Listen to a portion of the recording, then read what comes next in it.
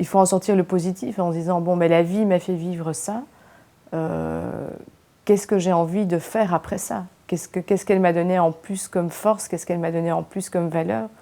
Et c'est ça qui est très important. Et moi, cette maladie, si vous voulez, aujourd'hui, c'est vrai, c'était dur, mais quelque part, je suis contente de l'avoir vécue parce que ça m'a fait découvrir plein de choses que peut-être je n'aurais même pas regardées dans la vie.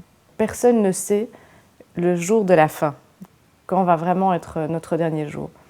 Donc je crois qu'il faut vraiment se dire, c'est effectivement une étape très difficile, mais aujourd'hui, avec le recul, je me dis pour moi, ça a été une naissance. Ça m'a permis de vraiment prendre conscience de qui j'étais et de prendre conscience de ce que je pouvais faire dans la vie.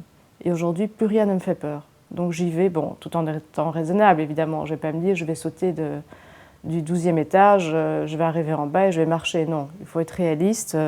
Aujourd'hui, je sais que je peux affronter des sponsors, je peux aller trouver des gens pour défendre la fondation que j'ai montée. Je n'aurai que deux réponses, c'est un oui ou un non.